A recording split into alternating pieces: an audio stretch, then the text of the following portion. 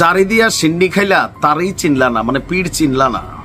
অনেকটা এরকম অবস্থা হয়ে গেছে বিএনপির নেতা কর্মীদের, বিশেষ করে পিনাকি ভট্টাচার্যের যে বর্তমান অবস্থান, শতভাগ বিএনপির বিরুদ্ধে তিনি অবস্থান নিয়েছেন এবং তিনি এগুলোর পিছনে বেশ কিছু কারণও দেখাচ্ছেন। কারো কারো কাছে কারণগুলো যৌক্তিক, আবার কারো কাছে অযৌক্তিক। তবে গতকালকে ডক্টর ইউনূসের পদত্যাগ ইস্যুতে ডক্টর ইউনূসকে তিনি যে বুদ্ধি দিচ্ছেন, ডক্টর ইউনূস যদি সেই বুদ্ধি অনুসরণ কইরা বসে, আপনি নিশ্চিত থাকতে পারেন বিএনপির মানে নাম নিশানা অস্তিত্ব নিয়ে একটা টান পড়ে যাবে, একটা গভীর সংকটে কিন্তু পড়বে। গিরায় গিরায় বুদ্ধি আছে পিনাকি দাদার। তবে এই পিনাকিদার উত্থানের পেছনে বিএনপি এবং জামাতের নেতাকর্মীরাই সবচেয়ে বেশি সাপোর্টিং ভূমিকা পালন করেছেন। আমি আমার ফেসবুকে অনেক বিএনপির ফ্যান ফলোয়ার আছেন আমার, তো আমি দেখছি যে আপনারা ভিডিওগুলো শেয়ার করছেন, কিন্তু আজকে আবার সেই পিনাকিদার বিরুদ্ধে অবস্থান, কারণ বক্তব্যগুলো দলের বিরুদ্ধে। আচ্ছা, ঘটনা কি? বিএনপি বলছে, যখন আপনার সালাউদ্দিন সাহেব যে একটা বক্তব্য দিচ্ছেন যে ডক্টর ইউনূস যদি পদত্যাগ করতে চান ব্যক্তিগত আড়ালে তিনি করতে পারেন, মানে পদত্যাগ ইস্যু এটা এখনো অমীমাংসিত ইস্যু, যেটা ডক্টর ইউনূস সাহেব নিজে কারোর সাথে বলছেন নাকি নাহিদ ইসলাম বের হয়ে আসার পর যেটা পুরা ভাইরাল হয়েছে, সাক্ষী প্রমাণ আছে কিনা এ নিয়েও প্রশ্ন আছে। যাই হোক, তো ডক্টর ইউনূসকে পিনাকিদা যেই বুদ্ধিটা দিচ্ছেন, পিনাকির দৃষ্টিভঙ্গিতে বিএনপি, আওয়ামী লীগ, আমাদের সেনাপ্রধান এবং ভারত তারা হচ্ছে একটা টিম। তিনি স্পষ্ট বলছেন বিএনপি, আওয়ামী লীগ, ভারত, জেনারেল ওয়াকার তারা হচ্ছে একটা টিম। আর ভারতের প্রেসক্রিপশনেই এখানে অনেক কিছু হচ্ছে, আর যার মধ্যে মূল ভূমিকাটা পালন করছে এই মুহূর্তে বিএনপি।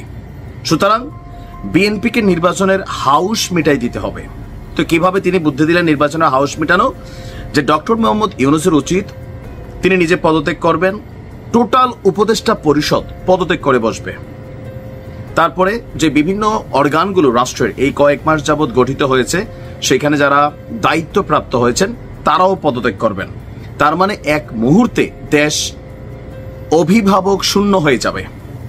তারপর বিএনপিকে দায়িত্ব দেওয়া হবে, বিএনপি উপদেষ্টা পরিষদ গঠন করবে বা যাই করবে, নির্বাচন করবে। ফাইনালি তিনি নির্বাচনে আসছেন, যে বিএনপি নির্বাচন করবে। কাকে নিয়ে নির্বাচন করবে? জামাত নির্বাচনে যাবে না, এনসিপি নির্বাচনে যাবে না, তাহলে বিএনপি কারে নিয়ে নির্বাচন করবে? নিজেরাই, যেমনটা আওয়ামী লীগ যেমন ডামি নির্বাচন দিত, আমি ডামি, ওরকম টাইপের নির্বাচন করবে। তখন বিএনপির নির্বাচনের হাউস মিটে যাবে। দিন শেষে তিনি ইনকিলাব জিন্দাবাদ বলে হুঁশিয়ারি দিয়েছেন।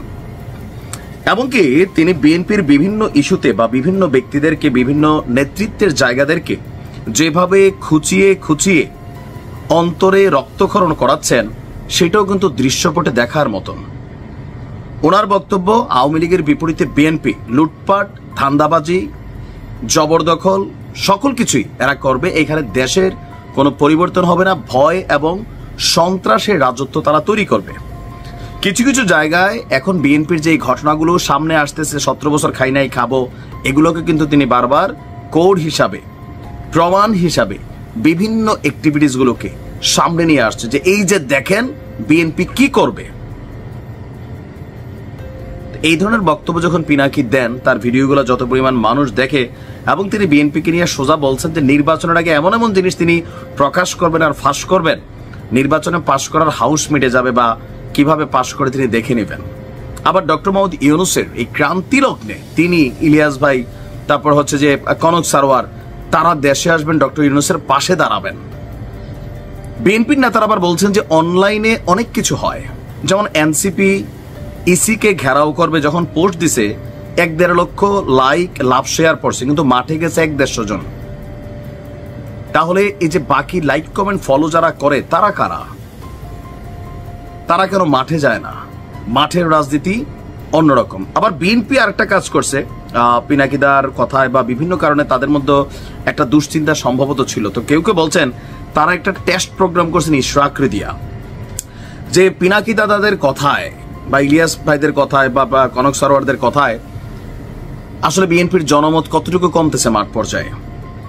ইশরাকের ইস্যুটাতে বিএনপি কেন্দ্রীয়ভাবে এটাতে মাঠে নামে নাই, হাই সিনিয়র পার্টিরা মাঠে নামে নাই, শুধু ইশরাকও মাঠে নামে নাই, লাস্টে নামছে। যেটা বুঝতে চাইছে বিএনপির জনমতটা আসলে কোন লেভেলে আছে।